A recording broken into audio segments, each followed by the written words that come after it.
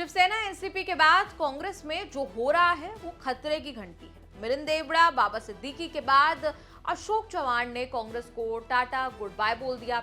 मिलिंद देवड़ा एकनाथ शिंदे की पार्टी में गए, बाबा सिद्दीकी ने अजीत पवार की एनसीपी ज्वाइन की। अशोक चव्हाण ने अभी खुलासा नहीं किया कि कहां जाएंगे और किसको लेकर जाएंगे। Let me be very clear. I have not talked to a single MLA of the Congress Party. मेरा ये इंटेंशन नहीं है और मैंने कोई भी कांग्रेस के विधायक से बात नहीं की। हालांकि जाते जाते अशोक चव्हाण ने जो कहा उसमें उन्होंने ना तो हाईकमान के लिए कोई कड़वाहट दिखाई, ना किसी खास नेता पर निशाना साधा। संजय निरुपम ने सोशल मीडिया के जरिए कांग्रेस हाईकमान को खूब सुनाया है, असेट और लायबिलिटी का फर्क समझाया है। संजय निरुपम ने नाम तो नहीं बताया, लेकिन इशारा किया कि एक नेता की कार्यशैली से परेशान होकर अशोक चव्हाण कांग्रेस से चले गए। संजय निरुपम ने लिखा, अशोक चव्हाण यकीनन पार्टी के लिए असेट थे, कोई उन्हें लायबिलिटी कह रहा है, कोई ईडी को जिम्मेदार ठहरा रहा है। ये सब जल्दबाजी में दिया हुआ रिएक्शन है। ये बुनियादी तौर पर महाराष्ट्र के एक नेता की कार्यशैली से बहुत परेशान थे। इसकी जानकारी उन्होंने समय समय पर शीर्ष नेतृत्व को दी थी। अगर उनकी शिकायतों को गंभीरता से लिया गया होता तो ये नौबत नहीं आती।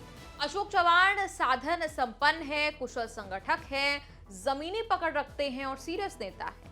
भारत जोड़ो यात्रा जब पिछले साल नांदेड़ में 5 दिनों के लिए थी, तब समस्त नेतृत्व ने उनकी क्षमता का साक्षात दर्शन किया था। उनका कांग्रेस छोड़ना हमारे लिए बड़ा नुकसान है, इसकी भरपाई कोई नहीं कर पाएगा, उन्हें संभालने की जिम्मेदारी सिर्फ और सिर्फ हमारी थी।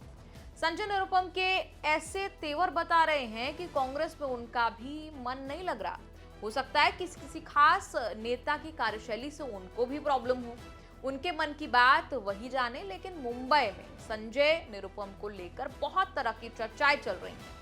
आशंका जताई जा रही है कि कुछ और नेता भी कांग्रेस से निकल सकते हैं। संजय निरुपम भी ऐसे ही एक नेता हैं जो नाराज बताए जा रहे हैं। बीजेपी नेता और डिप्टी सीएम देवेंद्र फडणवीस इशारे कर रहे हैं कि खेला और होने वाला है। भारतीय जनता पार्टी के साथ अलग अलग पार्टियों के कई बड़े नेता आना चाहते हैं। विशेष रूप से कांग्रेस के कई नेता हमारे संपर्क में हैं, क्योंकि जिस प्रकार का व्यवहार कांग्रेस पार्टी के शीर्षस्थ नेताओं का रहा है, एक प्रकार से ये सारे नेता अपनी पार्टी में सफोकेट हो रहे हैं। संजय निरुपम पुराने शिवसैनिक ठहरे। बिहार के रोहतास से मुंबई आकर संजय निरुपम बतौर पत्रकार पहले जनसत्ता, फिर शिवसेना के मुखपत्र सामना के हिंदी अखबार दोपहर का सामना से जुड़े। संजय राउत उनके संपादक हुआ करते थे। लिखने की आक्रामक शैली ने उनको शिवसेना में तेज प्रमोशन कराया। प्रमोशन पाते पाते शिवसेना के टिकट पर 1996 में राज्यसभा भी पहुंच गए। शिवसेना से उन्होंने वापस छलांग लगाई कांग्रेस में। आते ही राज्यसभा का टिकट मिला। 10 साल राज्यसभा में गुजारते हुए संजय निरुपम मुंबई कांग्रेस में बढ़िया पैठ उन्होंने बना ली। बिहारी और उत्तर भारतीय टैग की बदौलत मुंबई नॉर्थ से 2009 में लोकसभा चुनाव चुनकर लोकसभा में आ गए। हालांकि 2014 के बाद संजय निरुपम की पॉलिटिक्स पार्टी तक सीमित रह गई। ना राज्यसभा में जा पाए, ना लोकसभा में आ पाए। संजय निरुपम जैसे नेताओं के सामने कांग्रेस में 2 मौके हैं। पहले इसी महीने होने वाले राज्यसभा चुनाव के लिए महाराष्ट्र से टिकट पाना, दूसरा लोकसभा चुनाव के लिए टिकट पाना। ऐसी चर्चा चल रही है कि शिवसेना एनसीपी से सीट शेयरिंग में कांग्रेस के हाथ मुंबई की ज्यादा से ज्यादा 3 सीटें आ सकती हैं।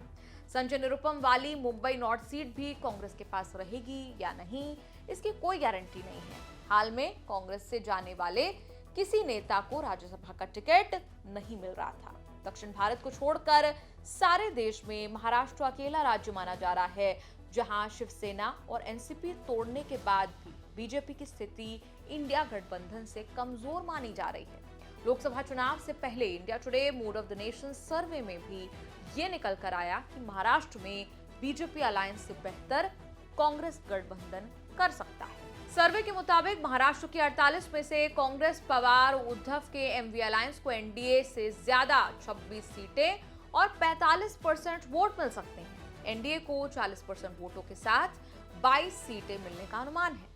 एमवीए में कांग्रेस सबसे बड़ी पार्टी हो सकती है जिसे 12 सीटें मिलने का अनुमान है। कांग्रेस इस बात का घमंड कर सकती है कि बीजेपी ने जैसे शिवसेना फिर एनसीपी तोड़ी, वैसा कुछ कांग्रेस में नहीं कर पाई। लेकिन अब जैसे जैसे पहली कतार के नेता एक एक कर बाहर हो रहे हैं, कांग्रेस का यही घमंड चिंता बन रही है।